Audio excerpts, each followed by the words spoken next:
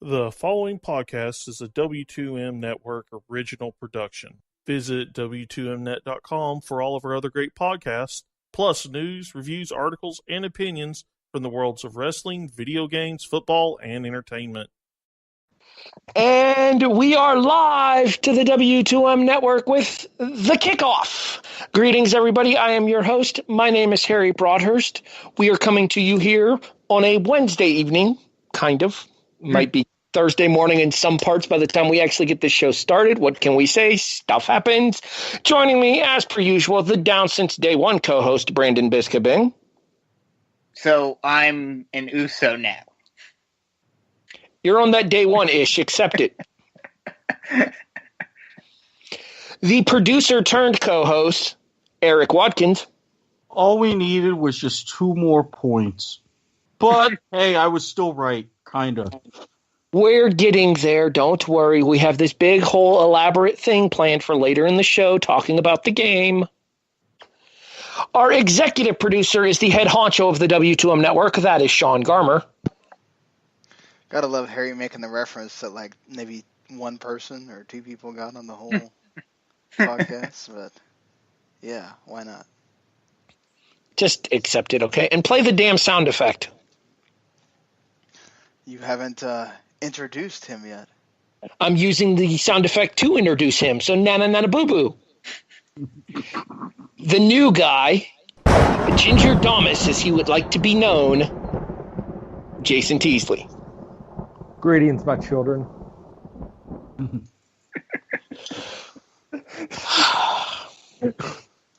I refer you back to what we called Erik at this earlier part of the season, Nostradumbass. Hey, again, he got it right. And this is what happens when the viewer naughty collide and collude. Obviously, we will have a lot to say about what happened on Sunday evening as the Philadelphia Eagles are your Super Bowl 52 champions. We will get fully into discussion of the game, including Erik's whole 2-point theory. But first, we bring back a segment that hasn't been on the show in a couple of weeks due to other focuses. So, that happened. And let's go ahead and kind of touch on the Eagles to begin with here as backup quarterback Carson Wentz, due to the fact that he got injured, gets engaged right after winning a Super Bowl ring. So whose ring do you think will be bigger, the one that he gave the girlfriend or the one that he's getting from the Eagles? Brandon? I'm going to say to make sure she said yes, I would hope for his sake that the ring for his girlfriend's bigger. Erik? I mean, he's still a backup and being paid like backup salary. Plus, knowing how the Eagles will want to troll, the Eagles ring is going to be bigger. Jayson? I'm going to say Jeff Fisher Spring Sport, and yeah, his girl's ring's going to be bigger than the Eagles. Wait, he's dating Jeff Fisher's daughter? No, have you not seen the video from Hard Knocks where Jeff Fisher calls and cuts him? I have not. It is great. It's not Nick Foles that got engaged. It's Carson Wentz. Fuck. Well, Wentz he's got a bum knee. He couldn't get down on it. So. Actually, the funny story is he actually did drop to a knee to propose, and there are a crap ton of Eagles fans posting underneath the video, "Don't hyperextend the knee."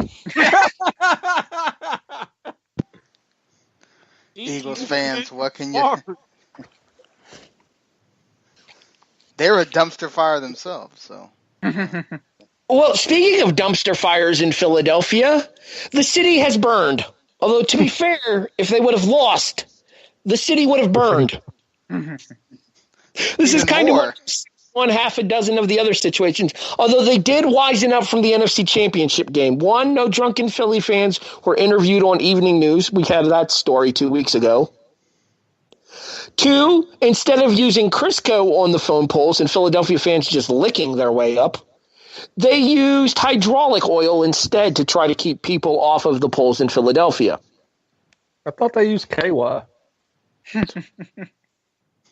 There's so many jokes there based on the conversations we've been having all day that I can't make any of them on the air, Jayson. You suck.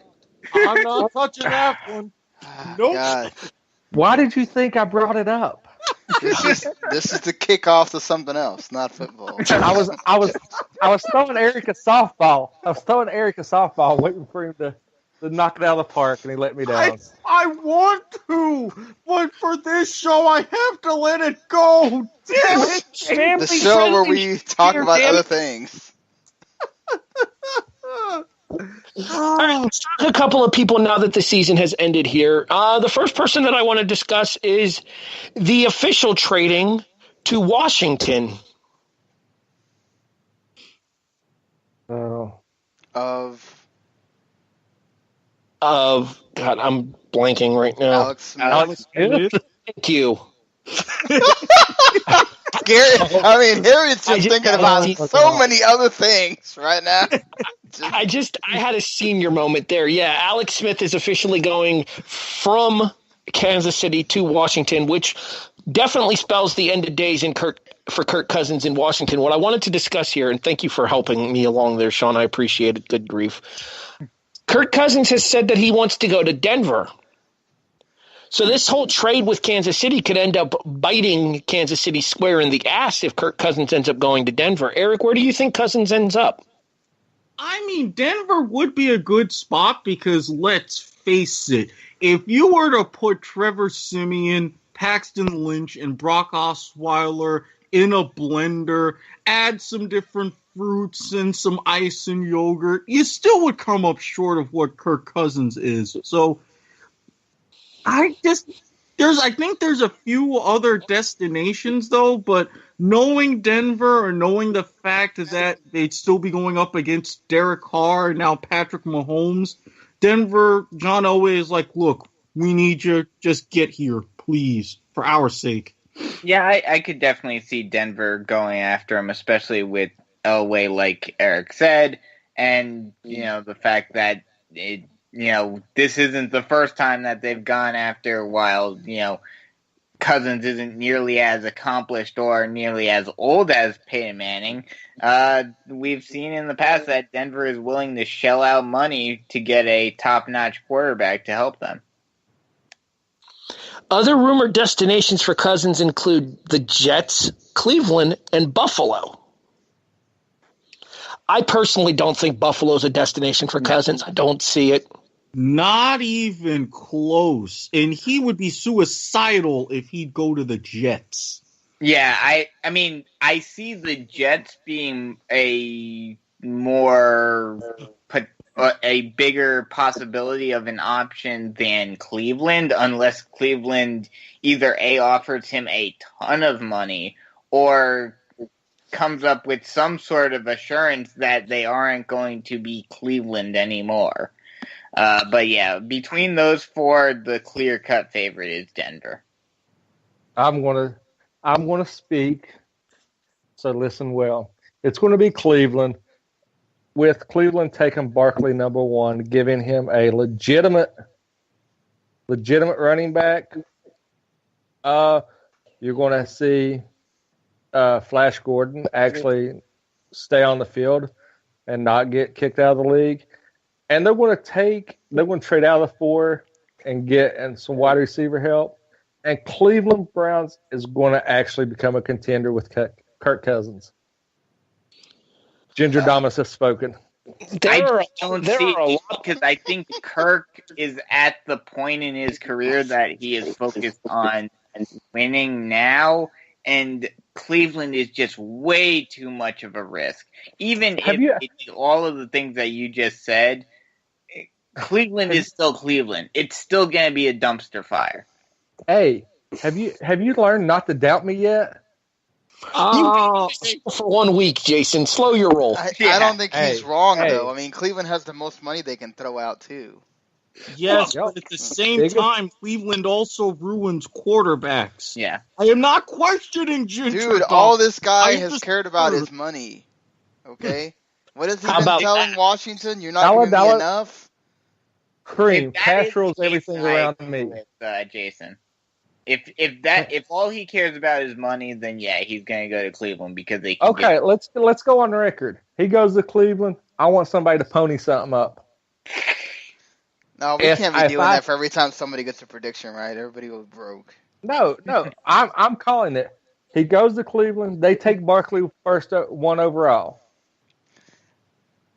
All right, if he gets every part of his prediction right, then I'll think of something.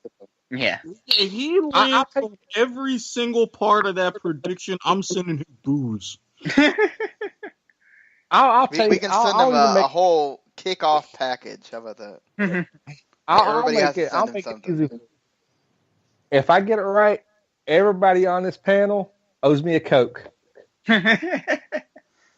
By which he means cola, not the other kind. Yes. Yeah, I can't afford that even if I head down Main Street, allegedly. Wait, what was I saying? Focus, Erik. This has really gone the other way. Yeah. For the record, Jayson, Cleveland takes Baker Mayfield, not Sam Darnold. Well, hey, I've already gave you guys the first 10 picks. And we will be getting more and more into our draft discussion as the draft comes closer and closer. We will be coming back with a special draft preview episode of the Kickoff. We will be coming back with a draft review episode of the Kickoff. Honestly, beyond that, going into the offseason, we're not sure. You'll have to stay tuned to the W2M Net website for more information. Okay. So apparently, the quarterback for Seattle still has baseball aspirations, or at least the baseball teams still think the quarterback for Seattle still has baseball aspirations, as Russell Wilson has been traded from the Texas Rangers to the New York Yankees. This is just a publicity stunt for the Yankees, right? Yeah. Yeah. Because Russell Wilson has already said that he has no interest in becoming a two-sport player. So this is just him maybe, getting a few reps, doing some autographs and whatnot at spring training, but that's it. Nothing is going to come of this. Erik? I mean, as I've mentioned it, I would love to see him go through at least a little bit more spring training than just the whole exhibition and autographs just once, just to troll everybody, but yeah, the Yankees, they know what they're doing. This is just to try to keep them in the spotlight throughout the offseason and as spring training comes up because, let's face it, while they're okay, they're still not 100% relevant. Jayson? I just think it's a publicity stunt, just like Erik said. They keep them in the spotlight and try to be relevant. He's not going to go play baseball. No.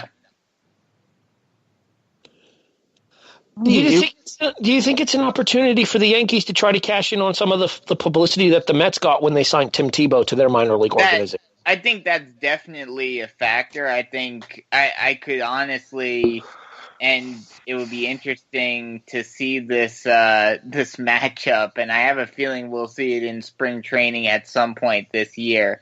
Yankees versus Mets, seeing Russell Wilson face off against Tim Tebow on a baseball field. I'd actually pay to see that. Well, I mean, I wouldn't. I don't care enough about spring training baseball.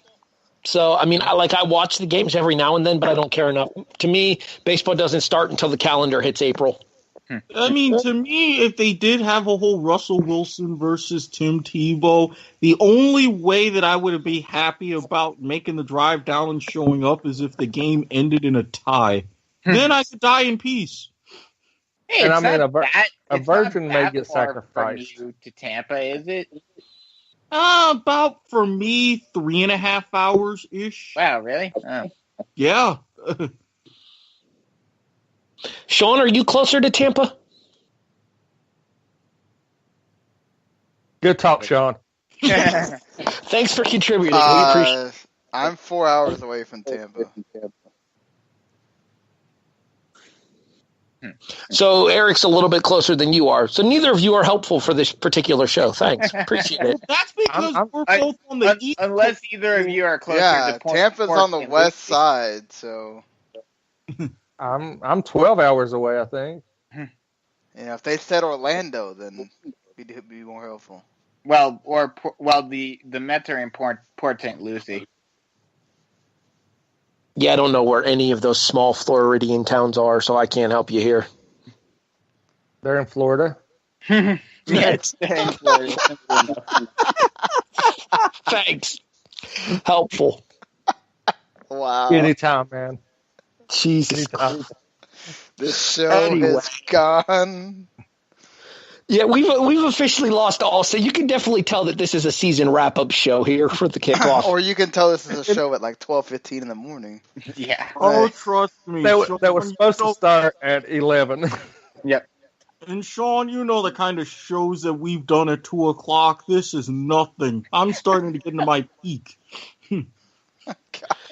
I'm just glad I slept all day, so I have some semblance of availability here right now. All right, let's go ahead and move on, continuing with our quarterback discussion that we started a little bit ago, since we went from Kirk Cousins to Russell Wilson.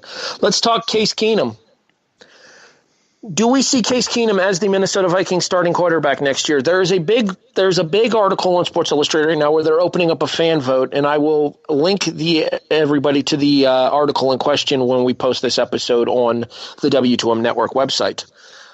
Who do you think is going to be the starter in Minnesota next year? Is it Case Keenum? Is it Sam Bradford? Is it Teddy Bridgewater? Or is it somebody else? I'll go around and get your guys' predictions here. Erik. My vote, honestly, is going to be for Bridgewater. Keenum's going to be the backup. Bradford's the odd man out. Brandon. I definitely think it will be a full-on quarterback battle in the preseason where they're really, I think Keenum may come in as the de facto starter to go into training camp, but I think it's going to be a pure three-way battle for the starting job. And I think Keenum will get it to start off the season, but I'm not sure if he'll hang on to it all year. Jayson? Nick Foles with Case Keenum selling hot dogs at the concession stand. In Minnesota? Yep. Hey, I'm telling you, I live out on the limb. There's going to be a shakeup. That lip's about to snap. Well, hey, my trunk is solid. My branches are fruitful. I'm dropping knowledge. Are we listening to a football show, or is this like philosophy going on here? I just got way too deep for that. No, but honestly, there's no way Foles stays in Philadelphia. I think that Minnesota tries to capitalize on it, brings him in. Case Keenum's odd man out. Bridgewater stays. Well, you can't just bring him in. You got to trade him. He's got a contract. So that would actually be kind of interesting if if Philly does decide to try to trade away Foles. That would kind of be probably the best place to look for them to trade, because they can get someone who is a quality backup who wouldn't mind being a backup, but they'd still be good enough to where if something does happen to Wentz again, that they can easily step in like what Foles did this year. I like see somebody like the way I think. At the same time, though, is there anybody there that you could really see succeeding in Philadelphia? Bridgewater's been a product of the Minnesota system. Sam Bradford had his chance in Philadelphia and failed miserably. Potentially Keenum. I don't think he failed miserably. He did okay. Maybe the expectations on Bradford were too high coming off of the Donovan McNabb era. Yeah. They were, not to mention Dink Dunk Hurt. Dink Dunk Hurt. Hurt, pick, Dink Dunk Hurt. That's Sam Bradford's career. I don't think it really matters that much. Like, if you really want to trade him, I don't know what they will. Number one, Nick Foles has to want to leave, and he might feel like he has stability there. Number two, do the Eagles get a little cautious because the way that Carson Wentz had that injury was kind of one of those like freak plays. You could easily get another big injury like that, and then you're out with no quarterback. And if they're able to keep Frank Reich, because he's one of the people that's apparently going to be interviewed for the Colts job, they keep that QB coach and all that together, they may feel like they could put anybody there, and they would do just as well or close to because they have such great coaching. I will say that the mention of Frank Reich's name got a smile out of me as a lifelong Buffalo Bills fan. Good for him. Yeah, that's exactly why I kind of don't want to see him go to the Colts. Although part of me, being a fan for the U, would love to see it happen and to see him fail miserably, but even I couldn't wish that situation on anybody. Yeah, well, I hope Doug Marrone stumbles and falls on his sidewalk in his house in Jacksonville. Hey, don't be mad because he led us to the championship game with the marginally. No, you know what? I take that back. There's very little difference between Blake Bortles and Kyle Orton, so I can just stop there. I actually didn't hate Kyle Orton. Kyle Orton was at least dependable. You never know what you're going to get week to week from Tyrod Taylor. Yeah. True. I mean, it's sad when Blake Bortles proved that he's better than Tyrod Taylor. So. Okay, to be fair, neither quarterback played well in that game. Yeah, Tyrod Taylor would have sucked it up against the Steelers, so it's fine. Yeah, I mean, Buffalo traditionally plays the Steelers well. It's hard to explain, but we usually do. And for the record, we would have went to New England, actually. Oh, that's right. Where y'all would have got blown out, so. Most likely. I mean, it happened to Tennessee. It probably would have happened to us. It would have happened worse. We did you a favor.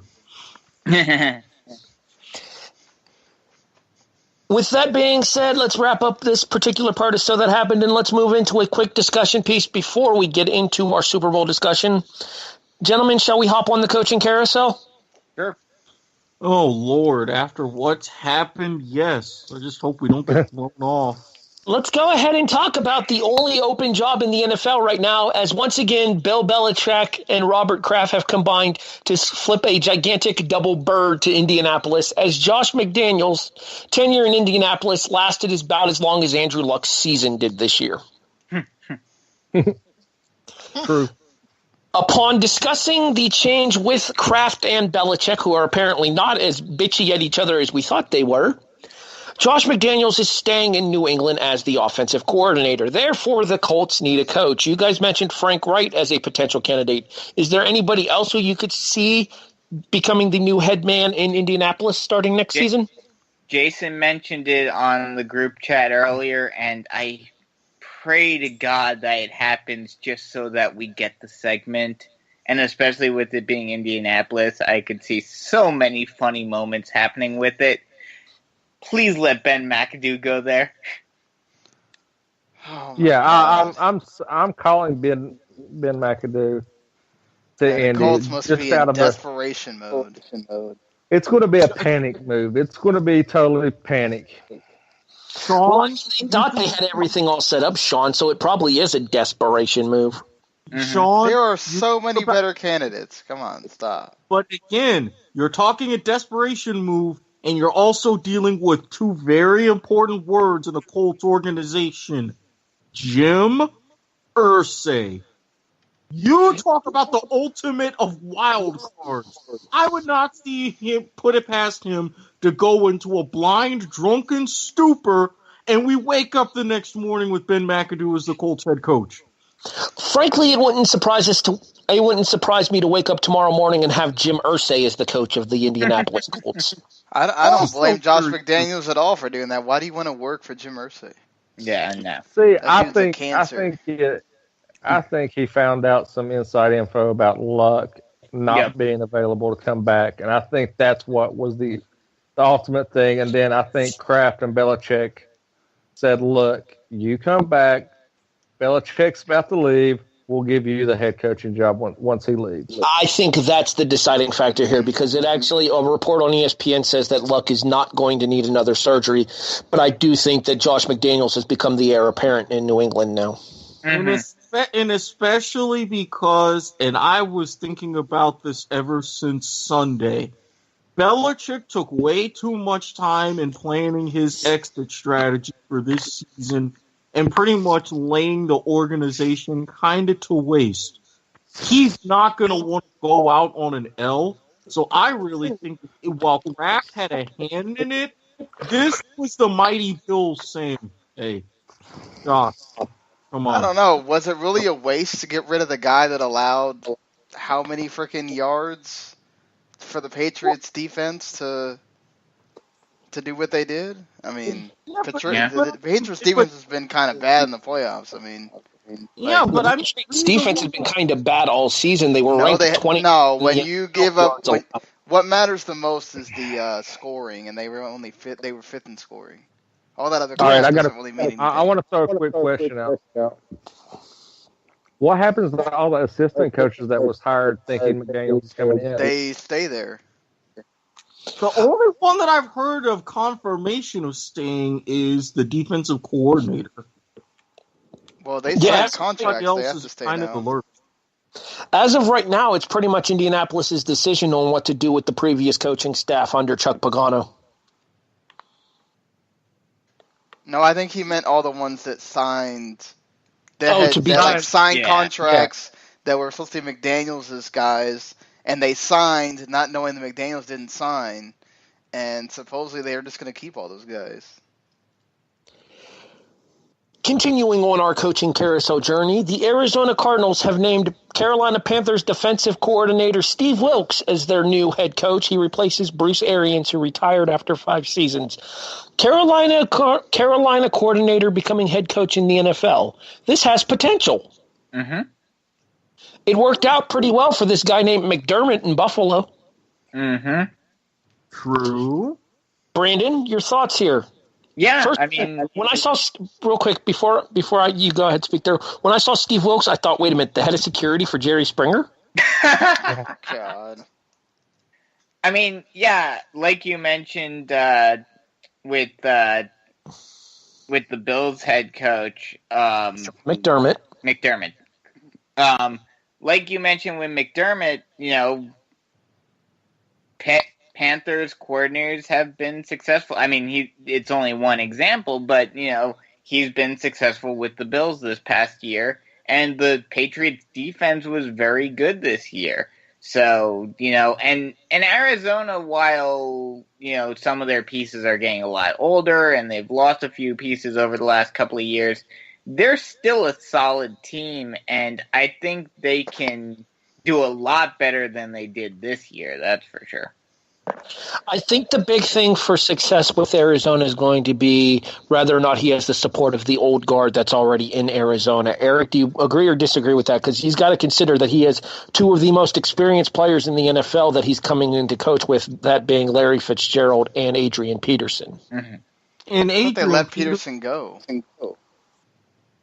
Yeah, I think they did. Did they cut Peterson? Not to mention, you got David Johnson. Peterson ain't going to do shit. No, not plus Larry Fitzgerald. You may not even have to worry about him because he still hasn't even made a decision about whether or not he's going to retire. So I don't think it's done yet. I didn't hear about them cutting Peterson. I'm going to have to look into that. What matters with Wilks right now is make sure you get the right quarterback, because that's their main problem. They don't have one. Do you think that they would be able to get by with an average quarterback if they have a healthy David Johnson next year? No. I would say you may want to shoot for a bit above average, but yeah, they could at least make do for that first season in transition with an average quarterback. Jayson, you were saying?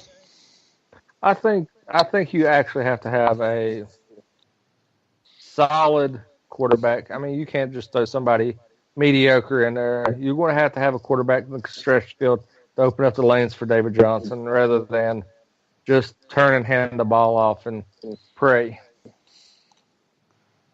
Brandon?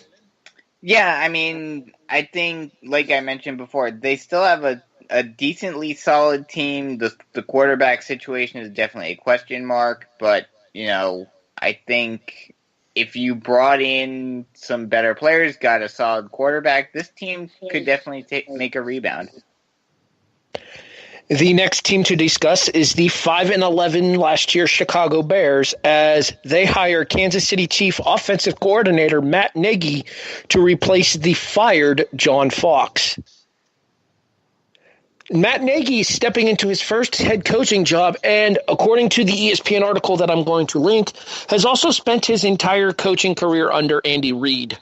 Erik, buy or sell that Andy, having only coached under Reid in his entire NFL career, is a detriment to Nagy becoming a head coach?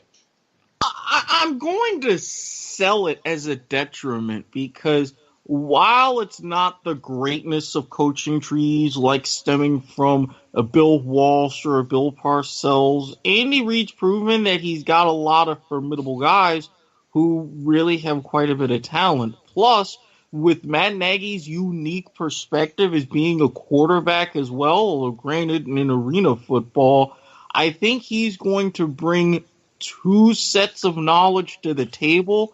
And for a young guy like Trubisky, I think Matt Nagy is like really the guy that they need, especially for these next couple of years, because young coach, somewhat, as you could say, forward thinking, to a quarterback to where they really need to see and unleash, kind of take off the reins a little bit. Yeah, this can be a very good maneuver. I mean, I'm curious to see what everybody else would think. I love that we're talking about a coaching change that happened like a month ago, but this is how we roll here. But so I'm just saying, y'all got to stay up to date here with the group of people. But anyway, I think you got the Andy Reid tree. I think what exactly Erik just said is he is great at having coaching quarterbacks, and not just from him being a former quarterback, but also you get all that knowledge of it's a very quarterback friendly system. It helps Trubisky. You've already got a running game there that works. His main thing is draft receivers. Find receivers. Go sign 1 million receivers because the ones you got are absolutely awful. Kevin White, you can go ahead and let him go because all he does is get injured. Just absolutely revamp that entire thing. Poor Zach Miller. Who knows if he's going to come back normal from that awful injury that he had. And the defense is actually really solid. So that part that he doesn't have to focus on because he's more of an offensive coach is already kind of taken care of for him. It's just getting the weapons around Trubisky and then, guiding him through his second year. Yeah, I mean, Chicago has a lot of work ahead of them. He's going to have a lot of work going into this job. Do I think he can do okay? Yeah. Do I think that the whole thing with Bruce Arians is a little bit of a detriment? Yeah, a little bit. I mean, it's not a huge thing that he can't overcome, but I do think him not having, obviously you're going to have this when it's your first head coaching job regardless, but, not having that security blanket of Arians being there and helping him and all of that, it's going to take some getting used to. The first year, especially since Chicago needs a lot of work anyway, the first year is definitely going to be a rocky road, but do I think he can be successful eventually? Yes. All right, so the next one to discuss is probably the biggest, in my opinion, this year that we haven't already discussed, because we're not going to discuss the Oakland move because we've discussed Gruden ad nauseum 2 weeks ago. We've already discussed the Pat Shurmur move to the Giants as well because of the resident Giants fan on the panel, Brandon. Although if Jayson wants to give his thoughts on the Pat Shurmur move, we can do that after we discuss our next team. Our next team to talk about is the most recent of the coaching acquisitions, as it is official in Detroit. Former New England Patriots defensive coordinator Matt Patricia is now the head coach of the Detroit Lions, replacing the fired Jim Caldwell. He's got to step that defense up, though. Like, they can't play the way that the New England defense played because Detroit does not have the players that New England does to be able to have that bend but don't break defense. If they allow the amount of yards that New England allowed last year, Detroit's in a lot of trouble in the NFC North.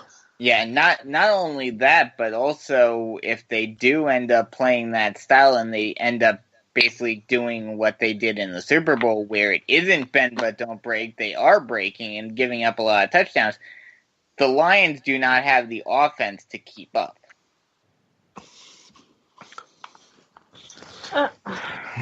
Jayson? Yeah, I just don't think that I have to agree. The Lions don't have a predominant offense.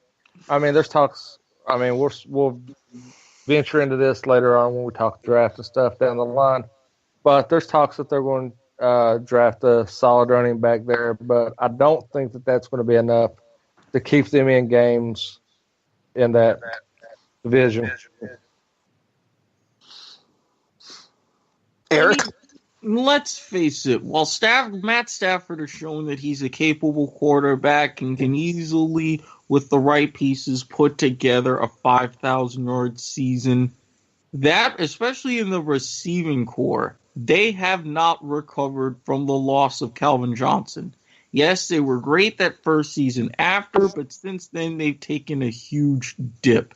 And especially if you've got someone pulling the strings like a Matt Patricia and Malcolm Butler decision aside, yeah, in their biggest moment, they got torched. Even in the first half of the AFC Championship game, they got torched. If you're a defensive guy and you have to have some sort of hallmark for Detroit, are you really going to try to put this all together and get at the very least marginally better? Because if that's all you're going to get, then you're going to be pretty much in and out of that city. Well, I'm going to have to disagree with you there on Erik on the whole offense thing, because they have arguably been a lot better with the guy that is staying around, Jim Bob Cooter. You know, we could say a lot of jokes about Cooter right now, but you know, so God. I was just gonna let that go, but anyway, he's actually been able to get more of the guys involved in the offense than he did at any point with Calvin Johnson, because it was just throw it up to Calvin Johnson day. Now so many of these Golden Tate, Marvin Jones, the Ebron has become a much better tight end, especially in last year. And you know, it's not his fault that Abdullah he was okay last year, but he's not going to be the guy that they need. And it's that they got to get a better running back. Number one, that's the main thing, because they tried to focus on the run last year, and he's not that you need to have a complement back, and they don't have the big bruising running back to go along with Abdullah being the quicker guy. So either you need to fix that problem, or you're going to have to do what they did last year, which is rely on the defense making turnovers in order for them to get going. And will Patricia's defense be able to make that happen? I think the big thing, but you don't have a good enough passing game to have that deep threat. The passing game wasn't the problem last year at all. They didn't have a problem gaining yards. Here's the issue that they're going to run into with Detroit, though. The fact of the matter is even with acquiring Patricia as the head coach, they're still in one of the more stacked divisions in the NFL, dealing with Minnesota and Green Bay. Oh, yes.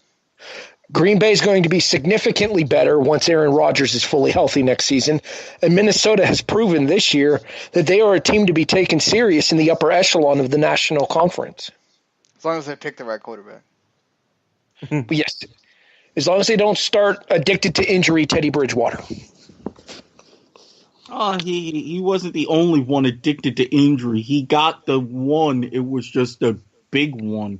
Bradford's the one that, don't even get me started. Bradford actually did play really well in that Monday night game against New Orleans, though. The one game he played in? Exactly. Dink, dunk, hurt. Whereas Teddy Bridgewater, injured, interception. Well, of course Teddy Bridgewater was injured one time. Of course you're going to throw an interception when you're coming off a serious injury and are playing for the first time in what, 2 And it years? felt like, and they were making him play. It wasn't even one of those like, we put you in for the whole game and you've had the week of practice and all that. He was just getting put in so they could, he could get the cheers and everything. Plus, there was a whole issue about them trying to toll his salary and all this and that, so... Moving on, Jayson, you're the only one for these next two since we've already discussed these at length here on the show. First, the thoughts on the hiring of Pat Shurmur for your New York Giants. I love it. I think it's going to be a significant upgrade from, McAdoo. We actually got somebody in there that might actually know how to coach a football game. So I love the hire. I think it's going to be a nice spark, and the leadership the Giants have lacked since Tom Coughlin left. So I'm really supportive about it, and the fact that he's came out and supported Eli staying and saying that he wants Eli to stay, kind of brings a tear to my eye and a smile to my heart. And sadness to Erik, who wanted him in Jacksonville. That's still possible. Again, at the very least, back up, force Blake to do a little something, got the Coughlin magic. What about your thoughts on John Gruden going back to the Oakland Raiders? I'm mixed about it. I like Gruden as a coach. I don't know if he's going to be the right fit in Oakland. I think that he's going to try to be that too outdated middle-aged dad coach that's trying to be hip with all the cool kids with Carr and Cooper. So I think that he might just kind of be slightly out of touch with the generation, the younger players there. But I think that he will at least he's a significant upgrade from what Oakland's being used to. I think him having the quarterback camp experience with Derek Carr is going to help him in his association with the offense. And Gruden's Oakland team, when he was there, was known for its defense as well. Yeah, I think that's going to be the key. I think it's going to be a defensive-driven team, which they've got a nice young defense that I'm very high on, but I just think that I think the offense is going to need a legitimate running back and maybe Carr to get out of his own head to be successable. All right, the final coaching change to discuss is another one that happened at the end. I just want to know how many times Gruden's going to be telling himself, I got to get that Y banana play in here. Why banana? Why not apple? Never mind. This goes back to the banana story. Oh, no. We cannot tell that on here. Well, it's been the kickoff, everybody. It was nice having the run that we did. It all comes back here. The final coaching change to discuss is one that is, as Sean mentioned, one of the older coaching changes here, but one we have not addressed here on the show because I told Sean that we were going to wait until the end of the season to do the coaching carousel, and that is former defensive coordinator for Houston and former 14-year NFL linebacker Mike Vrabel has agreed to become the head coach of the Tennessee Titans, replacing Mike full of malarkey. Well, they really like their mics down there, don't they? Erik, let's go to you first with this one because it affects you the most, given the fact that the Titans are in your division. What are your thoughts on the hiring of Mike Vrabel as the head coach in Tennessee? A definite upgrade from malarkey. Although kind of sad that the Titans finally learned their lesson, because I was looking forward to beating them a couple of times over the next few years. But with Vrabel, he needs to hire a good OC to help get Mariota kind of push through a decent ceiling that he has right now. But with what they have on defense, it's going to be unfortunately quite formidable. Ugh. Just when I thought crap. I would be happy if I were you that they got rid of Malarkey. Malarkey kicked your butt twice this season. Yeah, but again, that was this season. Blind hog, acorn. You know how it goes. Pretty sure it's a squirrel, but sure, we'll go with that. Brandon? I've heard both. Trust me, it's been a long debate. I was confused myself. Blind hog, truffle, blind squirrel, acorn. Why you got to discriminate against the hog? Why can't a hog have an acorn? I support Erik and his acorn. Doesn't fill him up enough. I support Erik and his acorn theory. Thank you, Jayson. See, Jayson understands. I feel like this is going to be me and Sean arguing with Jayson and Erik, and Brandon just kind of playing referee next season. As a Hogs fan, I can tell you that that's just wrong. Yeah, no one cares about Arkansas, Sean. Sorry. Hey, it's all. I'm not going to say what came to mind, but we'll leave it at that for the. It's all right. When the Gators suck worse than Arkansas next year. Wait, what was that, sir? When Chad Morris goes out and proves how Arkansas is going to be better than Florida next year, you'll be eating your food. What, because you're going to have stupid Malik Zaire throwing out there? That's hilarious. Malik Zaire is a graduate transfer. The SEC sucks. Yeah, you two have fun with that. I'm just going to be sitting here chilling, wearing my turnover chain. Thank you very much. Brandon, your thoughts on Mike Vrabel to the Titans? I mean, how long has he been an assistant coach? That is a very good question, and one that I will have to look into. I think 5 seasons, but I'm not sure. Oh, wow. Okay. That makes me feel old. You are. But, I mean, he has... We all are. If that is true, that he's been an assistant for 5 years now,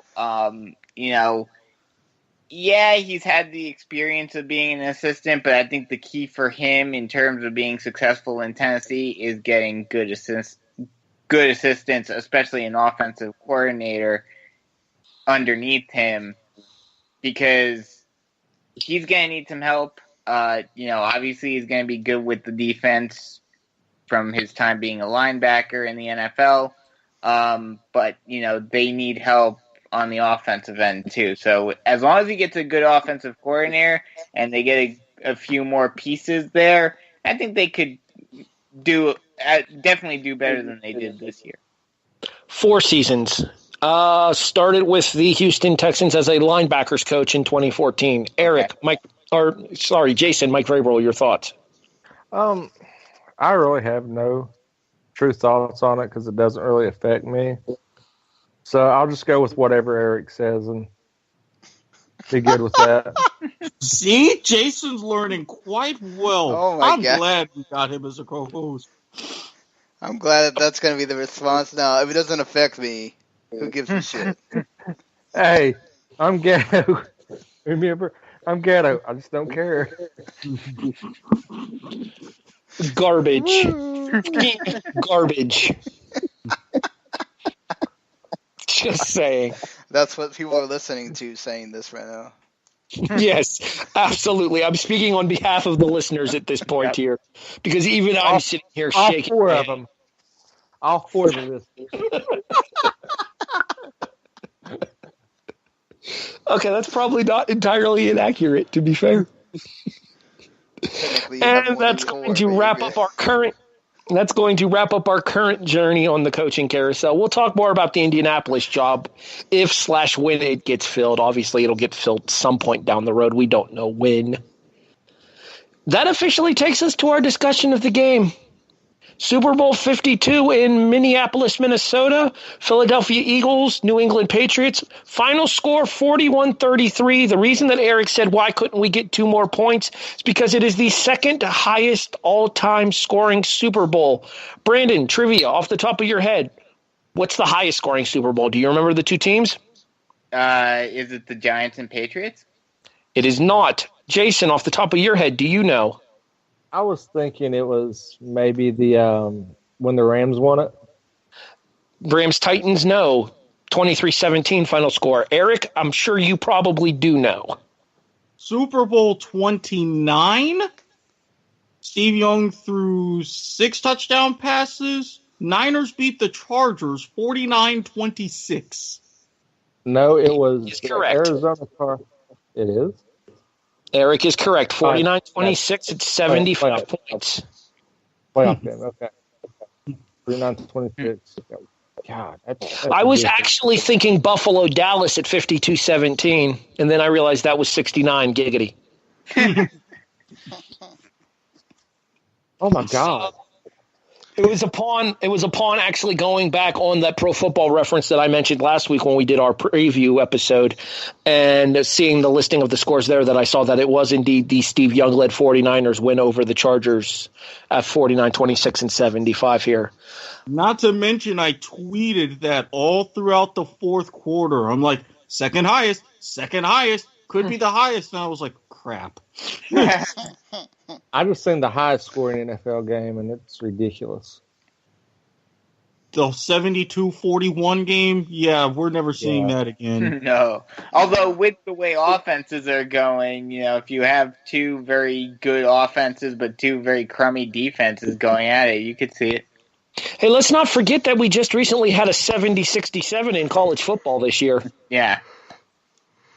Oh, you see stuff like that in college football a lot more often. That's like the West Virginia Baylor game from a few years back. I don't even think it was like a Madden All-Star score or something.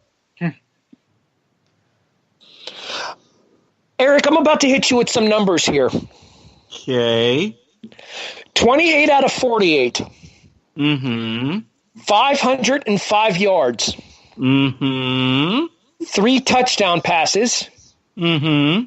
No interceptions. Mm-hmm. He lost the game.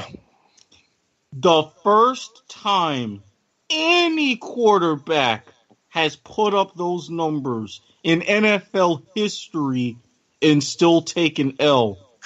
And with Butterfingers, no less. Jayson, I have some numbers for you as well. Well, 1,200 combined yards.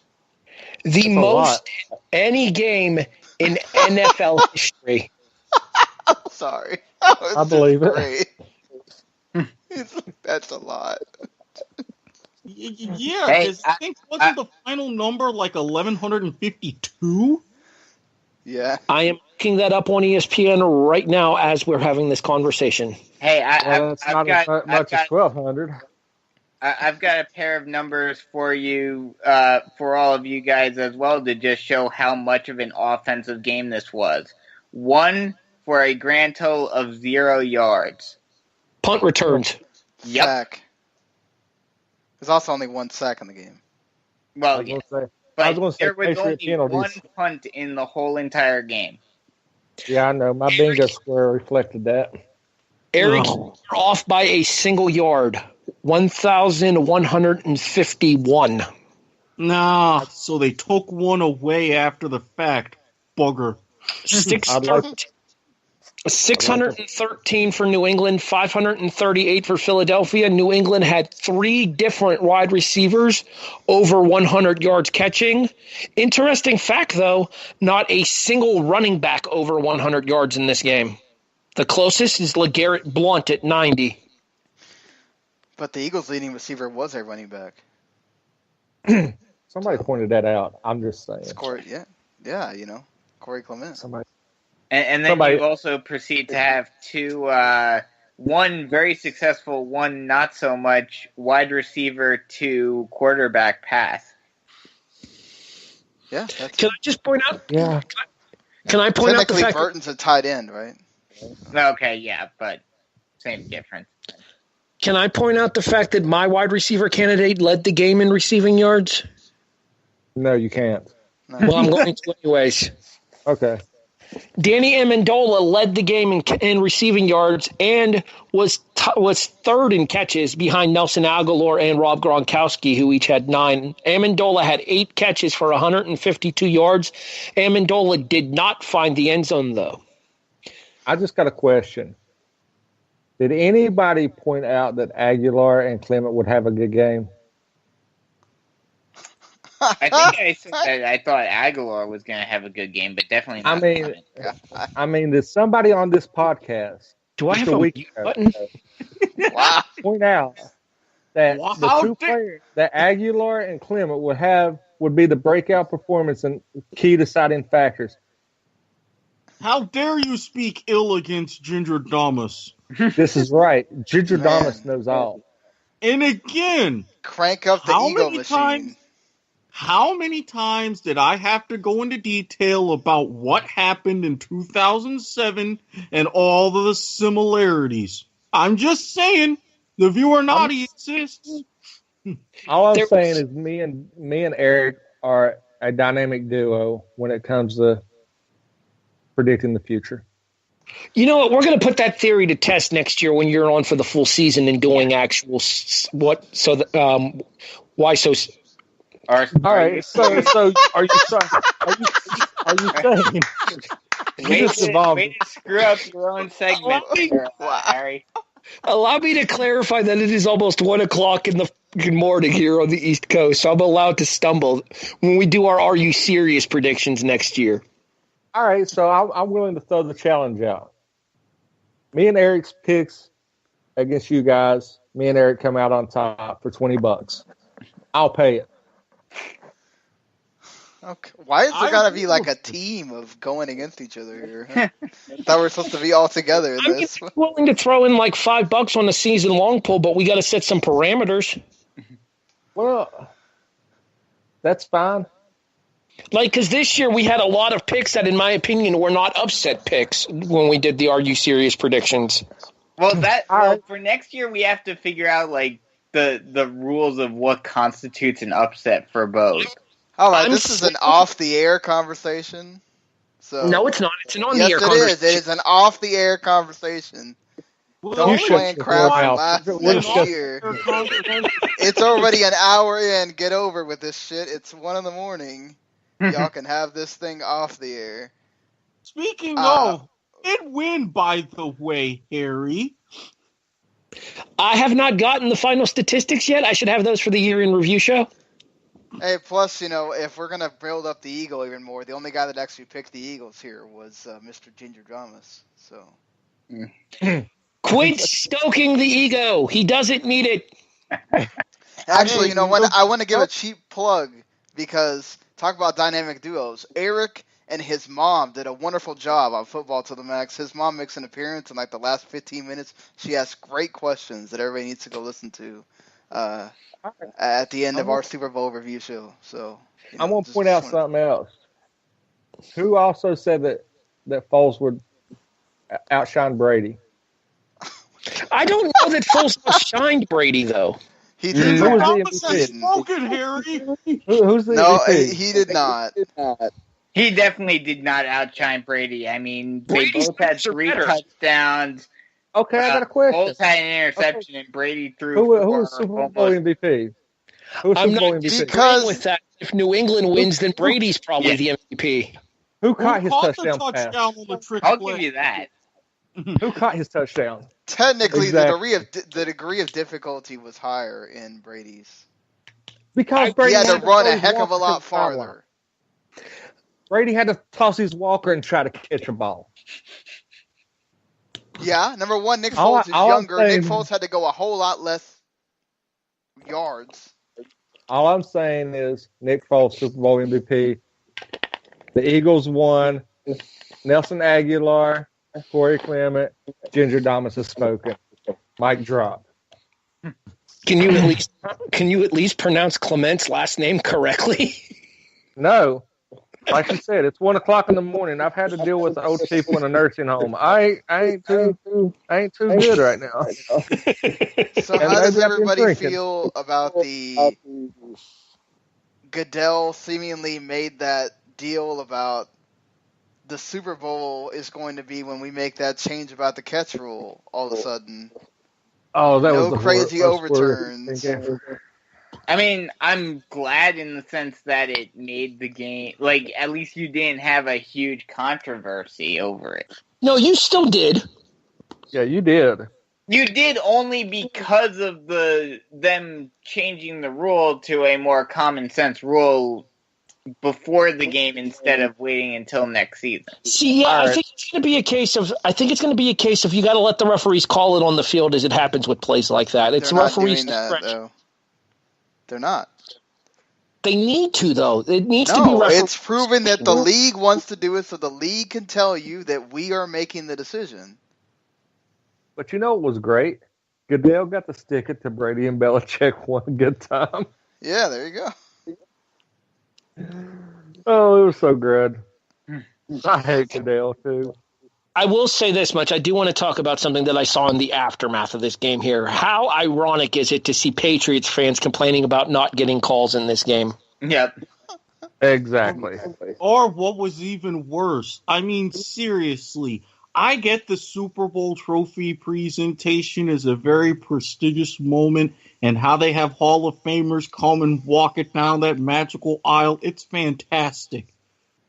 But did they really have to do Darryl Green like that? I mean, that was just wrong. Wrong.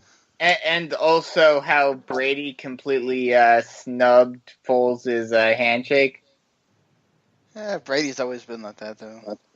You know what I want to talk about? I want to talk about crock pots causing fires. God, what show is this? First of all, it wasn't the fire itself. It was complications. Don't go blaming crock pots. Come on now. I know. Crock pots have took a 20% loss since the Super Bowl. So pretty sure crock pots are not a very popular item with the millennials, you know. Sean, when you're asking what kind of show this is, at this point, this is us. This is hey, us. That's a pretty good show, by the way. That's a quality joke. You know it. I love This Is Us. Are we going to talk about the? Are we going to start crying on the show too? Because that would make it really This Is Us. There's a joke there that I'm not going to make. I'll save it for the chat. We need to wrap this up. This is divulging into This is divulging into where maybe if we had that former co-host we used to have, we might be happening. Who knows? Oh, you took my joke, you jackass! Okay, I'm out of the loop, so y'all gonna have to. Genius steals hair. Hey! All right, that's fair, Erik. I can't lie. That's fair. I did use that line myself. Anywho, let's go ahead and get back into the game discussion itself here. Let's talk about the halftime show. How many of you guys actually watched it? Nope. I did. I did. My wife wanted. I thought Justin was awful. It's been ranked the worst Super Bowl halftime show in the past 15 years. I watched my traditional halftime heat. I'm not ashamed of it. Once again, for like the two people to get the reference. You know what would have saved the halftime show? Janet Jackson's nipple? No. I don't know about now. Instead of showing actual Prince up there, it would have showed Dave Chappelle as Prince. Yes! With pancakes. Okay, I saw one on the internet where somebody photoshopped the Velveteen Dream into that image, and it was even funnier. Oh, God. You have to send me that one. If they would have just had Dave Chappelle with the pancakes, I would have popped. I'm sorry. No. Yes. I mean, because you would have had so many people with bad jokes. But look, if Prince could use that for the cover of his album Breakfast Can Wait, I think nobody would have had any issue with Dave Chappelle. Especially if he was hanging on the air like he did on his sketch, just like...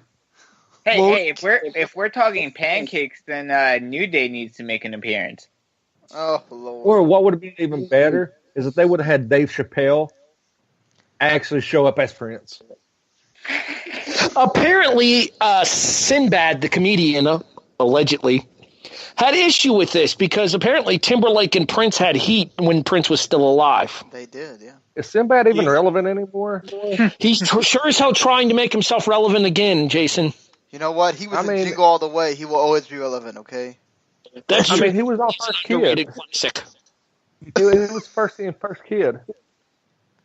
That too. He taught me my dance moves. It's all above the waist. Just move the shoulders. That's how I dance. I'm a white guy. It's okay. Not to mention, he thoroughly explained the mechanics of the 70s pimp walk, and I gotta respect him for that. And he hasn't been relevant since the 70s.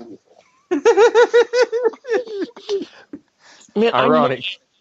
I know I shared that picture somewhere and I can't find it. It must have been in the football. Check back in the football chat, Brandon. I'm sure you'll find the picture that we were talking about a little bit ago. Okay.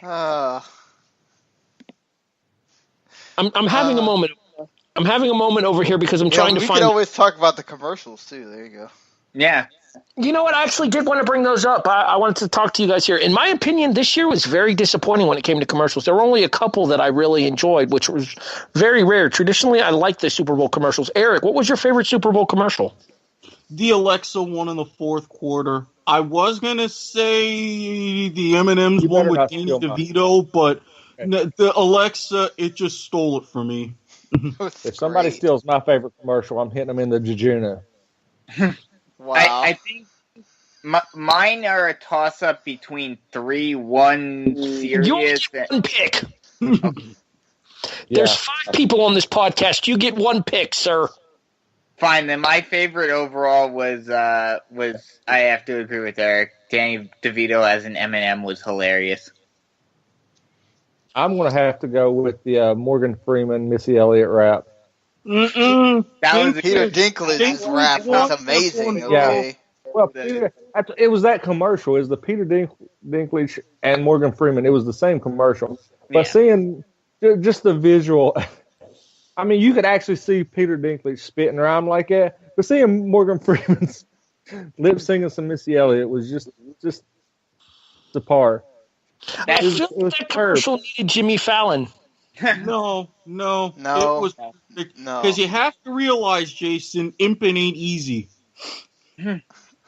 Hey, that reminds me of something. When I was on an ambulance, I seen a guy in a wheelchair with crutches get up and about fall, and I said, "Sir, are you all right?" He said, "Yeah, limping ain't easy," and I lost it. That's great. What are we? But yeah, that was my other one. That was my other one that I liked a lot, and then just for on a more serious level, and I'm so glad that they decided to put it on. I love seeing the Solo trailer. Okay, the Solo trailer was freaking awesome. Yeah, real quick, because I kind of got distracted with the wife and the daughter and everything. But was it just me, or was the Clydesdales absent this year? There were no Clydesdales. They were in one of the commercials. Weren't they in one of the Tide ad commercials? Yeah, they were the Tide ad. Yeah, the Tide ad. Well, like the 5 Tide ads. But yeah. Oh, I didn't notice them in the Tide ad. I didn't either. Surprised nobody picked my favorite commercial from the Super Bowl. Nobody likes you.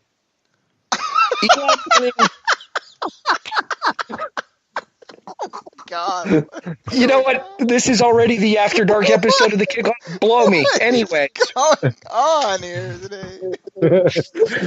Are you guys not partial towards the Eli Manning, Odell Beckham Jr. Dirty Dancing parody? That was hilarious. I love that, but I didn't. I figured somebody else would pick it, so.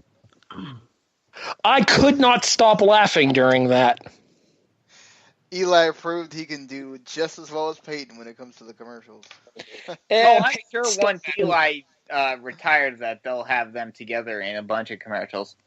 They're totally doing they're totally going to be doing the State Farm jingle commercials together. Oh, nationwide. Whatever. That's two different companies. State Farm commercials too. Well, I think I'd be remiss if we didn't say the Bud Knight commercial. I like that. I thought that was disappointing. That was good. I thought the Budweiser commercials were disappointing because the first one that they did with the them having to fight the army for the Bud Light was one that they had previously aired. It was because it was they go together. That's why they had to air that. But then I wasn't all that entertained by the Bud Night one.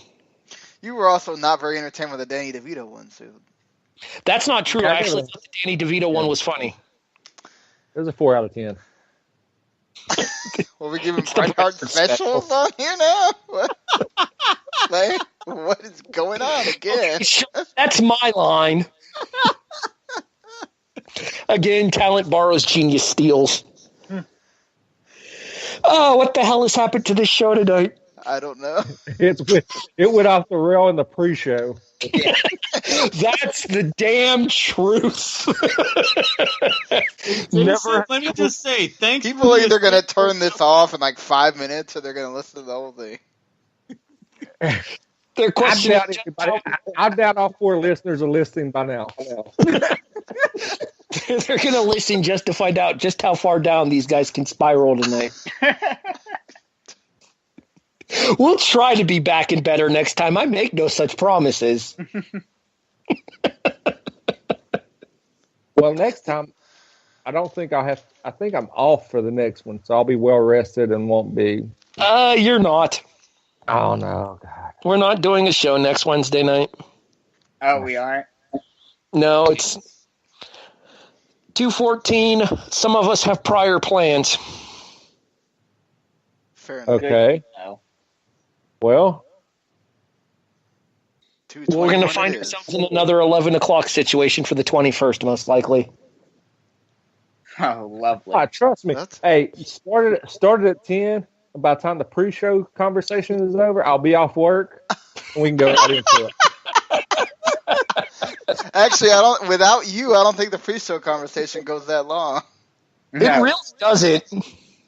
Well, I mean, really, technically the pre-show conversation has went on for 3 hours. That's true. Yeah, that got started in the group chat and then just carried to the Skype call. And then which has carried throughout the episode. Yeah, pretty much. Not entirely. You can only see the conversations we have before these shows go on the air, everybody. That's all I'm going to say. And this is only my second weekend. So let me just put a frame of reference. If anybody listened to the first season of Point of Viewer, those kind of conversations. Brandon, what was your biggest takeaway from this game? My biggest takeaway from this game was how poor the Patriots' defense was. I mean, we talked about it for the preview, how they were a very bend but don't break defense, but they did no they did the bending and the breaking in the Super Bowl. You could make the argument they didn't just break, they shattered. Yes, they shattered into a million tiny little pieces. Erik, your biggest takeaway from Super Bowl 52? I mean, never before have I been so glad to be both right and wrong simultaneously. But the people of Philadelphia still owe me a cheesesteak. Erik, you should have checked your message before that. Yeah, People of Philadelphia still have not learned to be decent. Either. That's why I made a previous promise. And yes, I'm not taking away the genius that is Ginger Damas, but again, the viewer Naughty also had a presence in there as well. I think we're a dynamic duo. I've already officially decided what your nickname is going to be going forward. You'll hear it at the end of the broadcast. All right. Jayson, what's your biggest takeaway from this Super Bowl? That I'm a genius. And that the Eagles won. Why did you ask the question, Harry? You should have known the answer. I kind of just walked right into that one, didn't I? And that gingivitis is a killer disease. God. Is a killer disease among. My biggest takeaway was I actually got to talk football with some really great guys and explore the true NFL passion that we all share, and I'm glad to be a part of the team, folks. Sean, your we are biggest going to have a takeaway. This Is Us moment. All right, but Save the dog. Oh God. oh Jack, where are you? Anyway, yeah, you know what? Defense still won championships because the one defensive play that happened in the game is what made the whole thing happen. So, Brandon Graham, you the real MVP, man. My biggest takeaway from this game is that Malcolm Butler is a fucking moron. See, what is That the real wasn't story behind all on Butler, though. There's a lot that's been coming out about that. Yeah, The story that I heard was broke curfew and got caught with marijuana. The story that I heard was Tom Brady called that and said that was a cover-up. There was more to the story because none of that ever happened. Butler went on Instagram, denied everything. Brady backed him up. And you know if Brady's backing him up, Daddy Tom going out on a limb for a teammate says something. He hasn't done that since, Aaron Hernandez. Yeah, how'd that limb work for him? Oh, boy. Hey, he's a cool guy to hang out with. Oh my God! So what you're saying? So what you're saying? He's a real rest in peaceful gentleman. Yeah. That one wasn't as good. I mean, I don't want to tie anybody up in knots, and Oh, stop! and be dragging my feet, but Stop it! Stop! This is wrong. He has a kid, no. Stop. But it's number one with a bullet. Oh. All right, this is really awful. Just end the show, Gary. Tonight's episode of The Kickoff brought to you by the Suicide Prevention Hotline. Lord. Where if you just hang in there, we'll get right to you. Oh my God! What is happening? Just let me forget this. Sign off. I'm just hitting the stop button. Sean, I think that there's nothing else I can say to top this, so we might as well just send this home, huh?